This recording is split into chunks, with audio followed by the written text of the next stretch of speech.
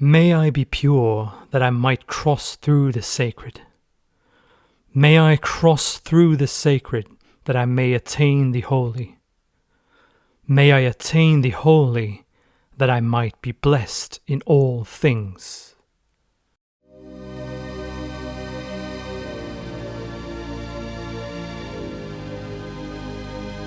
You are listening to the Hamingja Podcast, the renaissance of Western spirituality, paganism and animism. We show the dharmic path and common origin of Norse, Germanic, Vedic, Greco-Roman, Celtic, Balto-Slavic and Persian beliefs. We also draw parallels to the Proto-Indo-European worldview and the ancient beliefs we call the religion with no name. The Hamingja Podcast weaves the threads together to understand where we come from and let our true nature empower us in everyday life. We don't have to turn to the east. The answers were always right here. We are all pagan by instinct.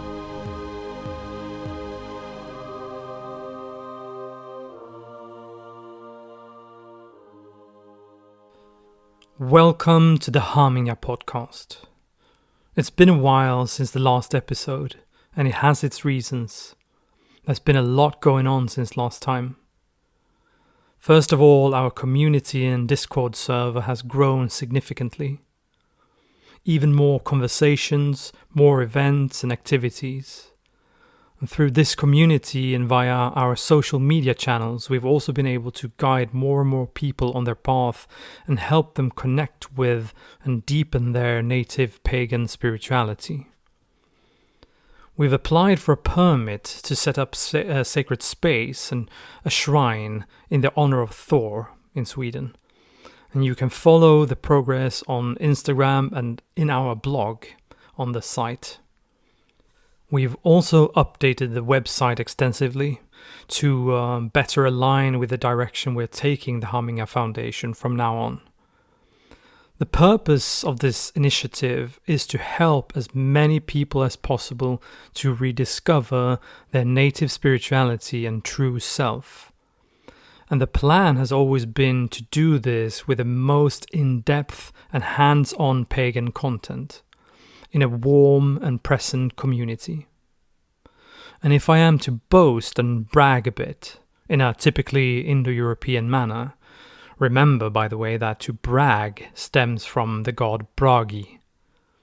Then I can say that with more than 20,000 qualitative posts in our Discord server, and with so many brilliant minds, I doubt that you'll find a better place online for learning about true Indo-European spirituality than in our community. And now we're taking it to the next level. Hamingja Foundation is going to become the go-to place and thought leader within Indo-European spirituality. A membership platform with masterclasses, courses, events, guidance, initiatives, community, and the best pagan content online. You will hear more about the changes here in the podcast, and also follow us on Instagram to stay up to date with everything going on. And now on to today's topic, namely sacred space. Sacred space is something we often get questions about from people new to paganism. Many seem to find it very complex and worry that their rituals and prayers won't have any effect if they're not in a sacred space. A lot of people actually also express sorrow and loss that the Western world has so few shrines to visit. And we'll get to that, but before we make things too complex, I can reassure you by saying that you don't need to complicate things too much. And you don't really need to create sacred space to practice your spirituality. Your home is automatically sacred space. But more on that soon. Now let's enter the grove and get going with today's episode. Indo-European pagan rituals and prayer take place within sacred space. You've seen the Greek, Roman and Hindu temples. You've heard about the sacred groves of the Norse and Anglo-Saxons, and I'm sure many of you have heard Adam of Bremen's description of the pagan temple in Uppsala, encircled with a golden chain. But what really is sacred space? Do they have to be these magnificent, pompous halls and walls, and why are they really used? As always, the best thing to do to understand native Indo-European spirituality is to actually learn about its cosmology. If we know what's going on at the beginning, we can also understand the spiritual practice of our ancestors and its symbolism. So after the primordial void, and after the striker has slain the serpent and let the waters that the serpent was keeping locked up in his deep-set lair flow back out again, there sure is fertility, but there is also still chaos and volatility. Now, the first man, Manu, and his twin Yemo, they are crossing the cosmos accompanied by the primordial cow. To create an ordered cosmos and to create the manifest world, Manu speaks the words of sacrifice and sacrifices his brother. With the help of heavenly deities, he forges both the natural elements and human beings from Yemo's remains. By creating a limited, finite, and measurable space, he's made the world ordered. By creating space, he's initiated sacrifice as the primordial condition for the world order. There's now a distinction between what's within and what's without, where we belong and where we don't, between what's known and unknown. In the immeasurable and limitless, something tangible and comprehensible has come to be. This marking out is to create something graspable in the all, borders and boundaries between what's sacred and what is not. Order has been created. In the founding of Rome, which basically simultaneously is the Roman creation myth, since Rome's creation is identified with the creation of the world, Romulus marks out the borders of Rome by ploughing around them. When he comes to where the city gates are meant to be, he lifts the plough so that people can enter and leave the city without crossing sacred ground. His brother Remus tries to jump over the furrow, and Romulus strikes him dead. Remus is of course to be compared to the sacrificed Yemo. His death is the sacrifice that will allow the creation of the world of Rome.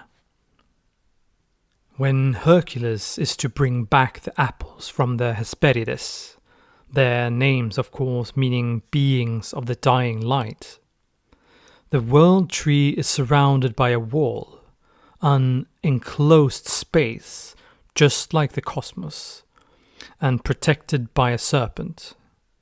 Hercules kills the serpent with a club, sword, and arrow. In Norse mythology, the monstrous Jörmungandr encircles the realm of Midgård.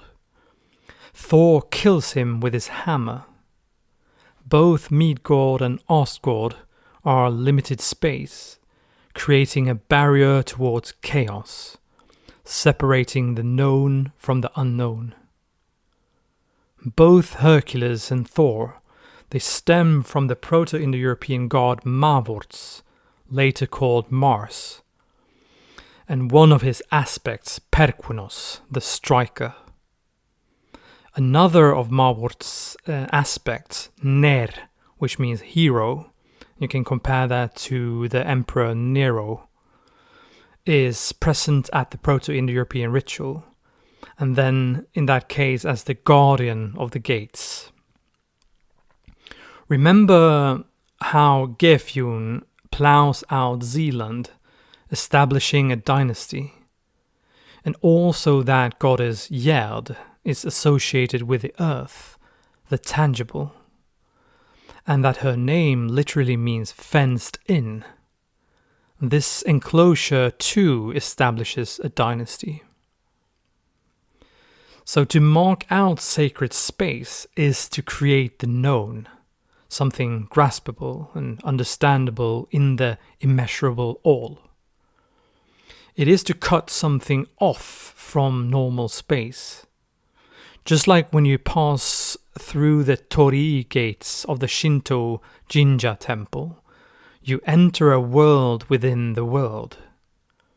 You enter the divine or spiritual realm, manifest in the physical world. It is the center at which the divine power enters the universe. It is where the gods can be approached. By locating yourself there, you increase your chances of being able to commune with them. We should also remember that, as opposed to Abrahamism, we are born divine, not with original sin. Although we do accumulate spiritual, moral, and physical impurity just by living in this world, actually. And by entering the sacred space, we return to that original divine state. We are healed. Note that whole and holy are cognate. So we return to order and beauty, and we keep chaos and volatility out. Now, just because I said that pagan rituals and prayer take place in sacred space, that definitely doesn't mean it has to be these big temples or sumptuous shrines. In fact, it doesn't have to be a building dedicated to worship at all. Most later Indo-Europeans built such places, but the feeling is rather that they were nice but not necessary for the purpose. The Romans, spoiled with beautiful temples, still made offerings at temporary altars made from sod out in the open. And if you've read the Iliad, the Odyssey, and other ancient Greek literature, you know that they performed sacrifices and prayed wherever it happened to be, even out in the battlefield. And when our ancestors did use their temples, they actually performed the sacrifices outside them, sometimes even with their backs to them. The old Vedic rituals always took place in temporary sacred space. And it's very unlikely that our oldest ancestors, the pastoralist and transhuman Proto-Indo-Europeans, had any permanent sacred space whatsoever. They were accustomed to worshipping under the open sky. But if this is true, then why am I going on about sacred space? And what's the purpose of this episode? Well, you see, in Indo-European spirituality, it isn't temples or shrines that are the most important. It isn't fancy buildings or places or high altars that constitute the sacred. It is the border itself that is sacred. It is the enclosure that matters. The enclosed area and its borders belong to the spiritual realm, not the physical world.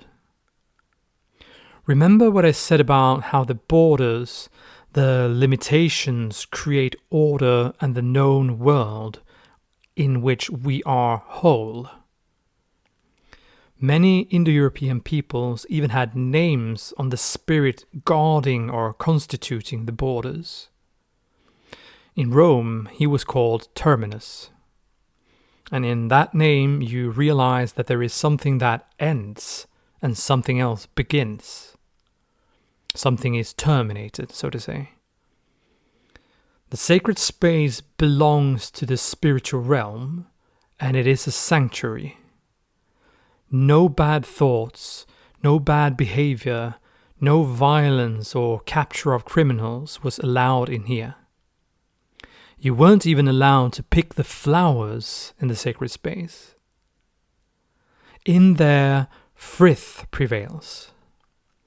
And this frith is something I'm going to talk a lot more about later on in this episode. It is actually one of the most important phenomena in Indo-European spirituality. And these thoughts you see among the Shintoists too. When you pass the Torii Gate, you are no longer in the physical world. You've entered the spiritual realm, a place where the spiritual and divine can manifest. So again, pagan ritual and worship takes place within sacred space, and it is the borders, the separation from the rest of the world that makes it sacred. Out on the vast steppe, our oldest ancestors marked out temporary sacred space called gordos. The word gordos has given birth to later words like garden, yard, the Swedish word gård, and Latin hortus. Remember, for example, Midgård and Asgård. There you once again have the word. In other places, our forebears worshipped in groves, by wells, on mounds, etc. The Anglo-Saxon words beru, herg, and el were all used for grove, long before they came to mean temple. In Gothic, we find the word als, also meaning grove. And these sites were enclosed and fenced off with ropes, hedges, fences, or like with a golden chain in Uppsala, mentioned by Tacitus. The Norse came to call these sacred enclosures ve, derived from the verb vigja, to hallow or make sacred or separate from the mundane. The Norse sometimes also called them stafgardr, and like I mentioned earlier, the Anglo-Saxons called them frithyard. In fact, many of the words for holy site or altar come from words that originally meant grove or a wooded area. The ancient Greek sacred space was called temenos, a piece of land cut off and assigned as an official domain, marked off from common uses and dedicated to the divine, such as a sanctuary, a grove, or a holy precinct. The temenos enclosed a sacred space called hieron, that means holy. It was marked out by a structural boundary called the peribolos. Originally, the peribolos was often just a set of marker stones or a light fence demarcating the boundary, and the earliest sanctuaries appear to have begun as a peribolos around a sacred grove, a spring, a cave, or some other feature, with one or several altars, but no temple or cult image. As Greek sanctuaries became more elaborate, large stone walls with gateways or gatehouses even were built around important sanctuaries. The most famous, of course, the Athens Acropolis and Olympia, the temenos of Zeus. The Romans called this sacred area fanum, a plot of consecrated ground, a sanctuary in which temples or shrines might be built. In fact, even the word temple, templum in Latin, originally referred not to the temple building itself, but to the sacred space surveyed and plotted ritually through augury. Two interesting things here. The word profane in today's English, meaning something like secular, non-religious or worldly, derives from profano, of course meaning when something is outside the sacred space, not belonging to the sacred, that is. Everything that is within the sacred space belongs to the divine, and what's outside is profane. And same thing with words like fanatic or fanatical, etc. A fanatic was actually something or someone that belonged within the fanum. It could even mean a devotee who often worshipped in the fanum. Fanatic was originally something very positive, and it was of course the Christians who gave this a negative connotation. For example, one can read about when they ordered the arbores fanatici, that's to say the sacred pagan groves, that it should be cut down. We also have the Anglo-Saxon and continental Germanic frithyards. Now, frith is a huge and complex topic. It is as close as we get to what we can call a faith to the Germanic peoples. To achieve frith was to achieve peace, social order, security, kinship, brotherhood, and sanctuary in an almost religious or yogic sense. The state of frith was what our ancestors were striving to achieve. It was a way of life. The lord of the tribe was overall responsible for ensuring and maintaining the frith in the group. He had to be the most noble and generous, and had to show his kinsmen loyalty, hospitality, and consideration. This is, for example, why the words kin and kind share etymology. The goddess Frigga, her name also has its origin in frith. So as you hear, this archaic concept definitely deserves an episode of its own. This frith was also a must within the sacred space, the so-called frithyard. And the frithyard was a sanctuary placed on a prominent piece of land, at sacred wells and ponds, boulders, trees and groves.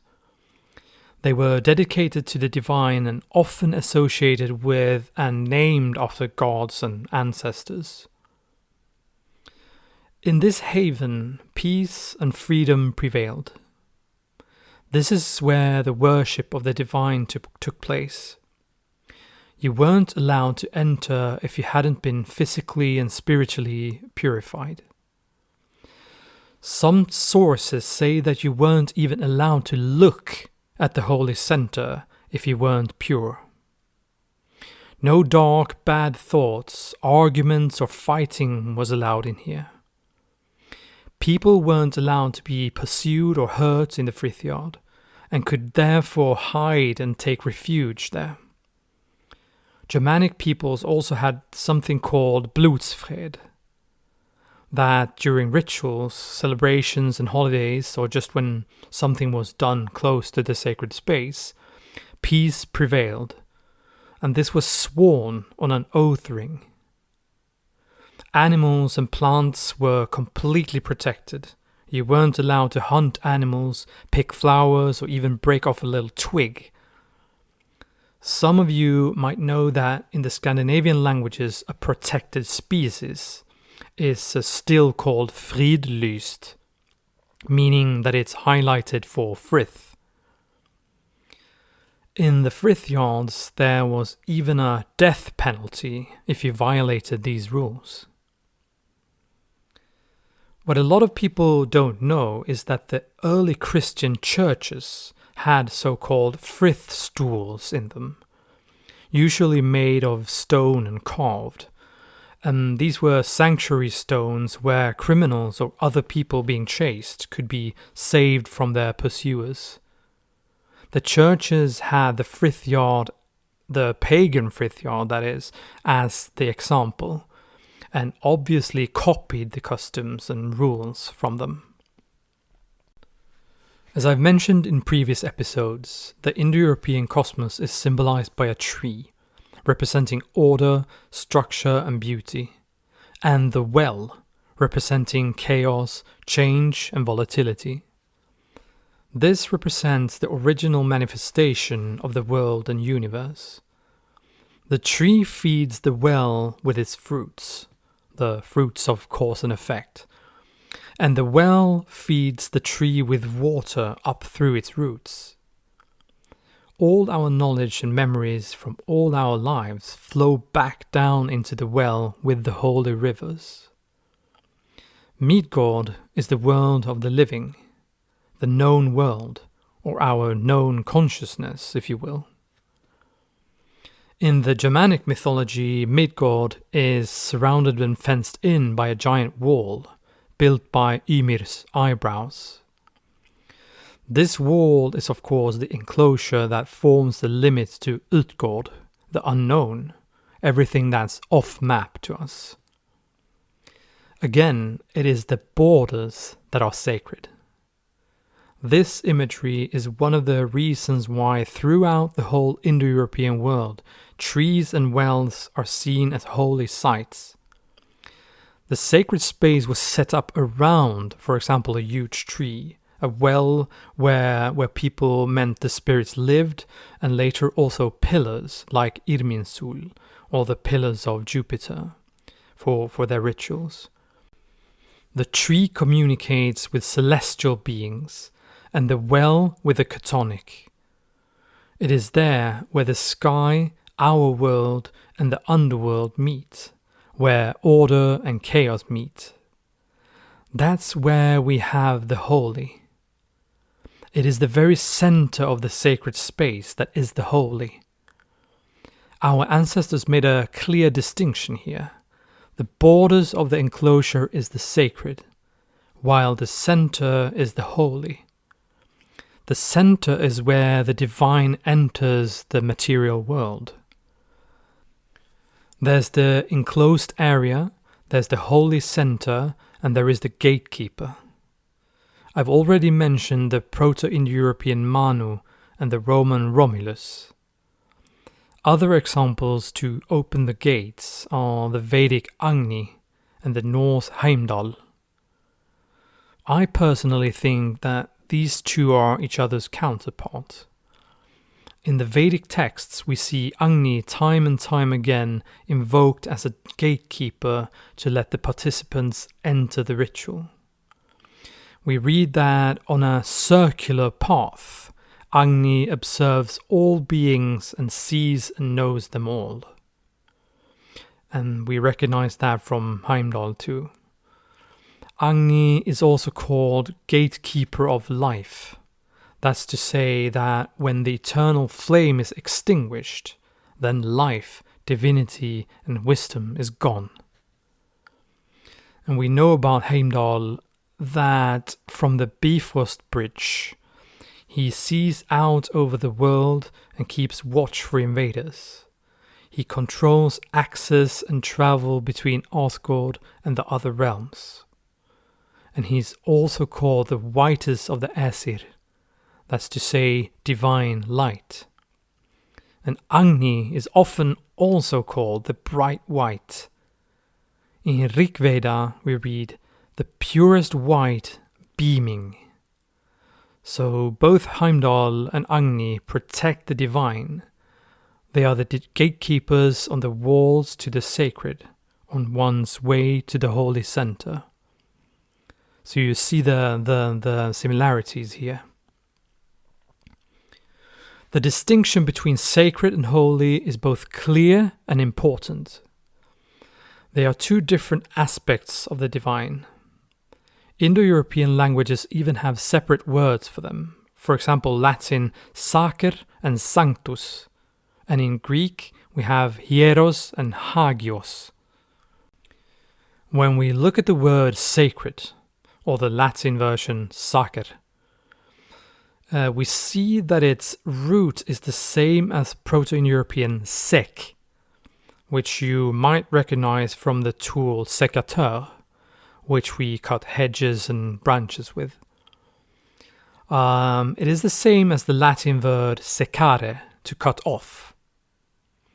And this rhymes very well with the fact that we've already seen that the defining characteristic of sacred space is that it is cut off from non-sacred space.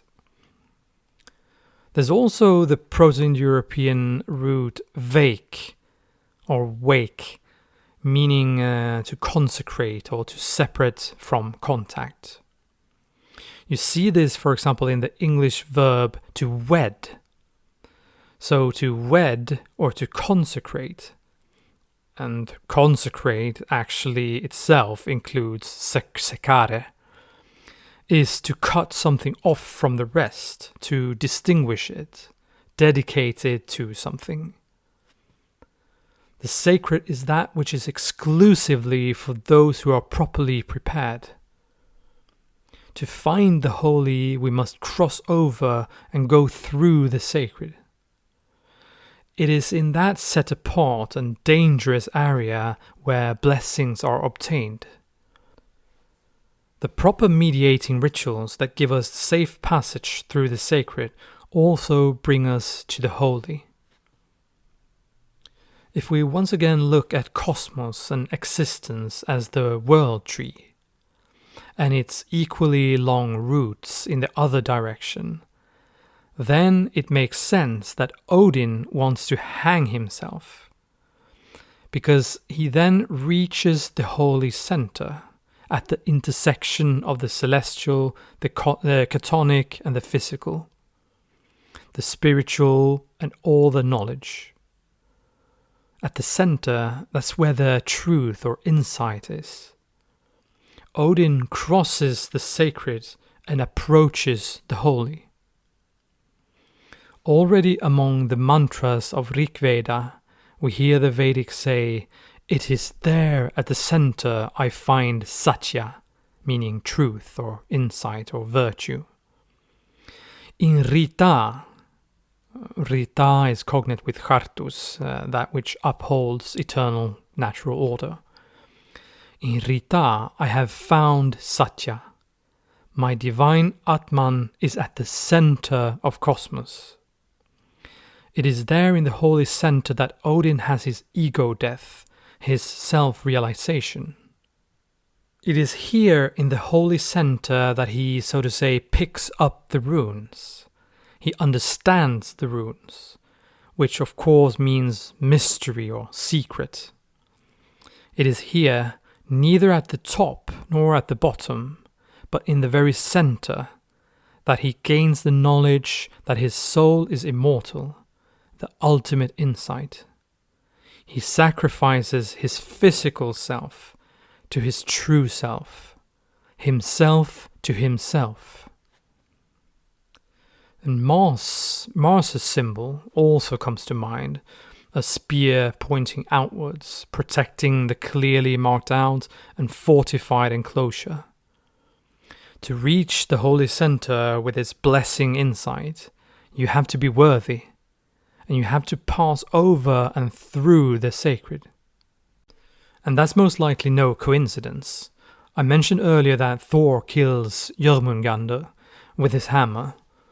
In the original Proto-Indo-European rituals, the leader of the war band, the greatest warrior of the tribe, the so-called Korionos, was always present with his double axe, taking the role as Ner, the hero and guardian of the enclosure and its gates, hallowing and protecting it.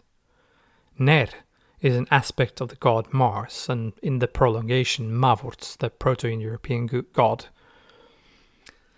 And this leads us to the more practical aspect of sacred space.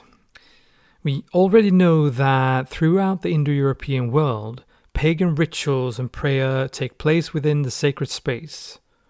To mark out sacred space is to cut something off from the normal, creating a world within the world, a realm where the divine can enter and manifest.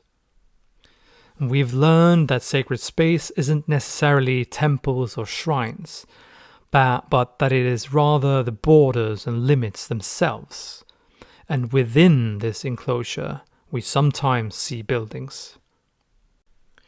It is a very Indo-European tradition to not only have set sacred spaces or temples or even groves, etc., but also to be able to set up temporary sacred space wherever you might end up.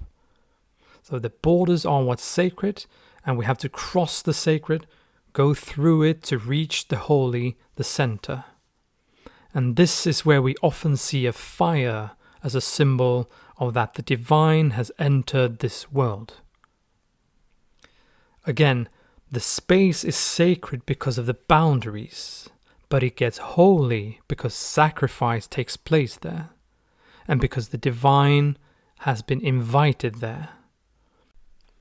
The holy center is the divine that is desirable, invigorating, that which provides us with blessings, and is unreservedly benevolent.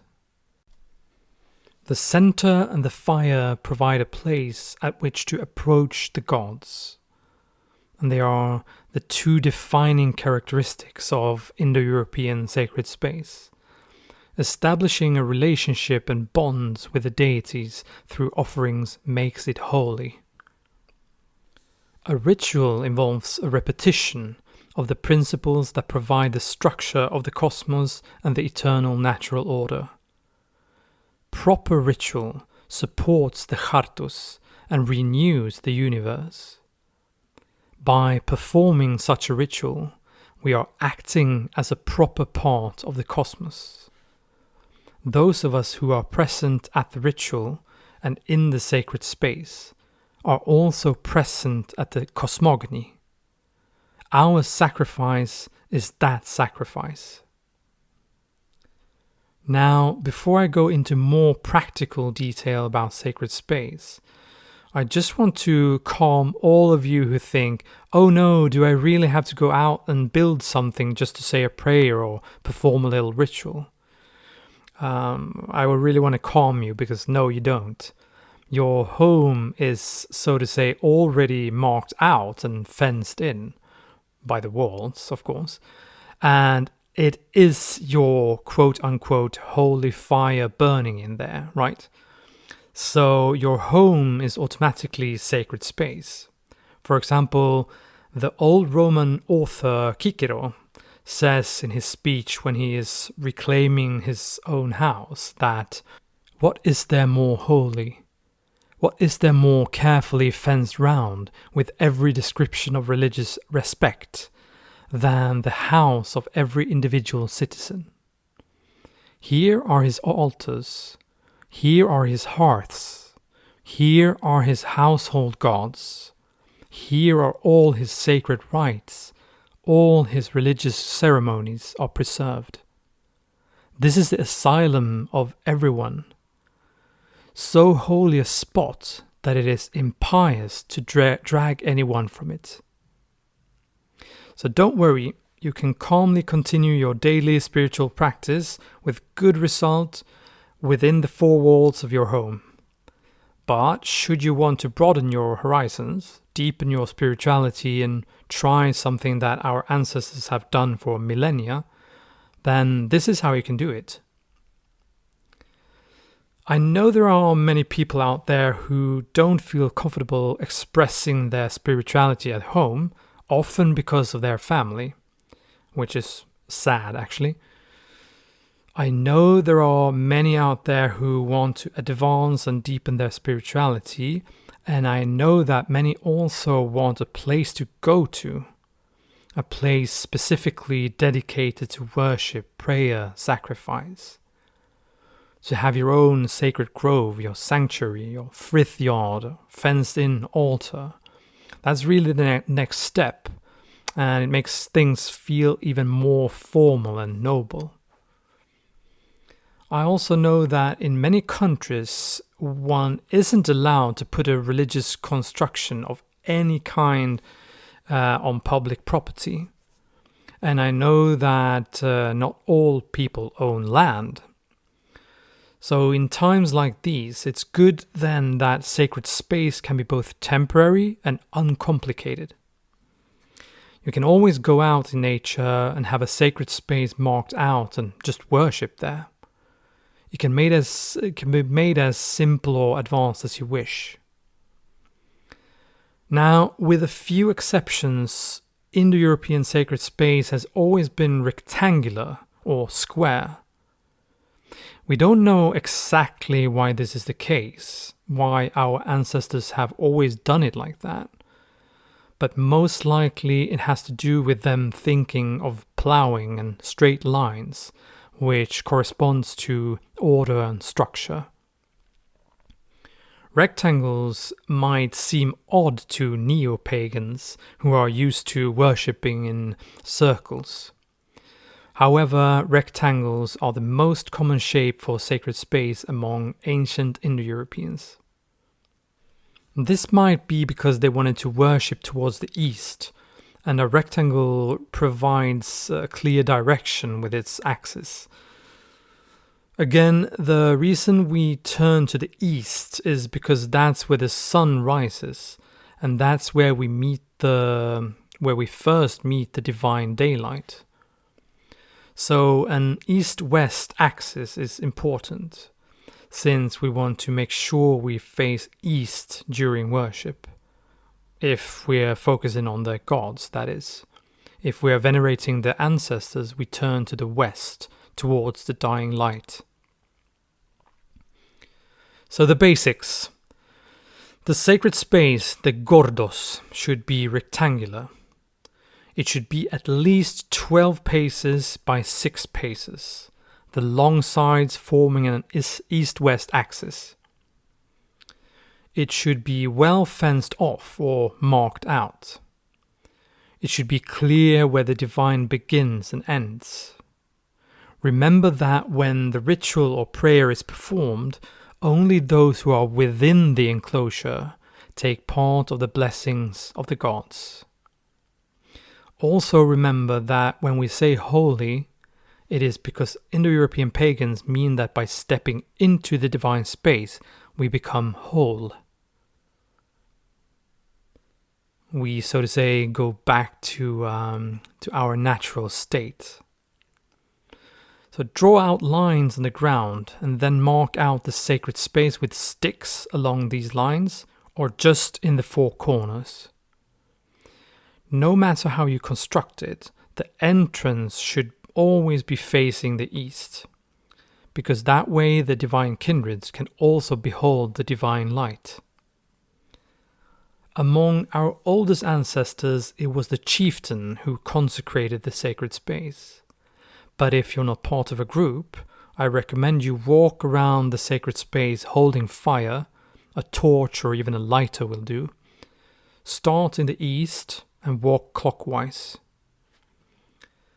If the space is a bit more permanent, I highly recommend you put like a bowl just outside the entrance, because that way you can fill it with holy water for purification before entering and before the event. It doesn't have to be more advanced than that. Some drawn lines on the ground in an east-west axis, possibly with some sticks in the corners.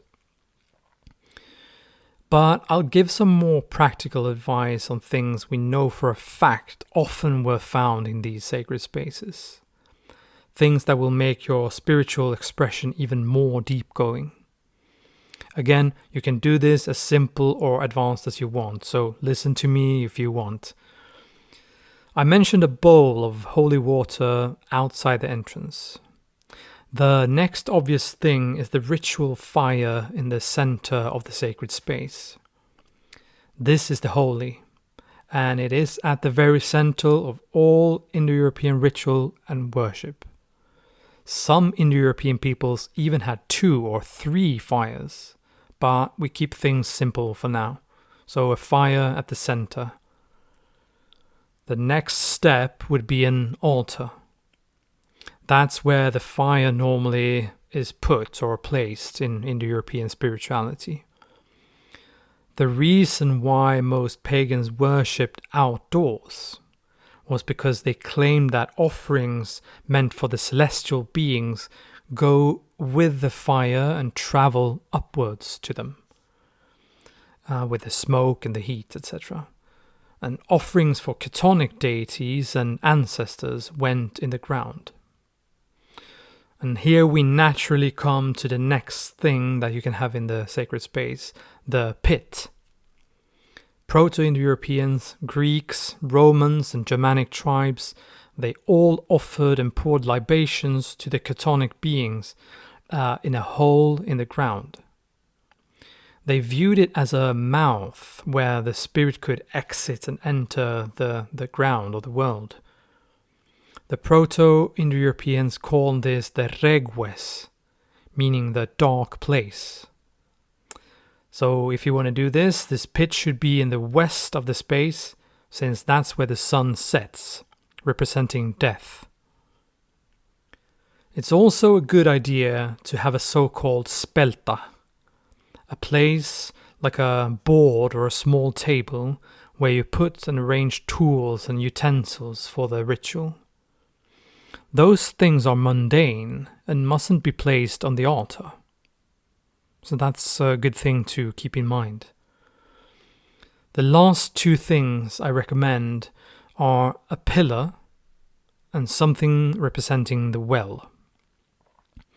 The pillar represents the world tree, like the Irminsul, and it leads our gifts upwards, and the blessings of the celestial deities downwards to us. And this is of course easily solved if your sacred space encircles a real tree. And remember that the Indo-European creation myth speaks of water meeting fire. So try to add something representing the well of immortality and memories.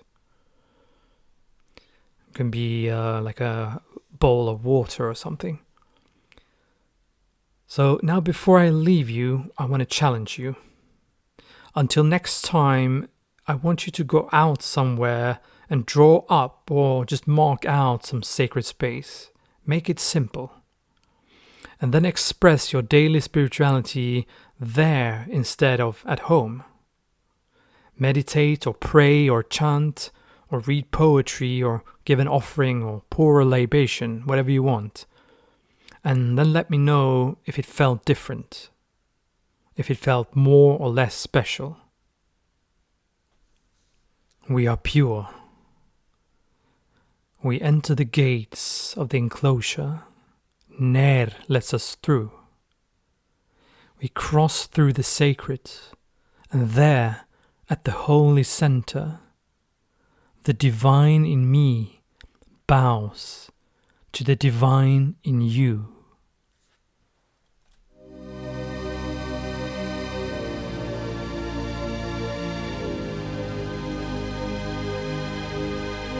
I want to thank you for listening. Make sure to subscribe so you increase your Hamingja straight away. You will find more information about the podcast and the foundation on hamingja.foundation. You will also find us on Instagram, Discord and YouTube, and more platforms will follow. Feel free to contact us if you have questions, requests or need guidance. I hope to hear from you soon and that you'll tune in next time. And until then, seek not the religion of your ancestors. Seek what your ancestors sought.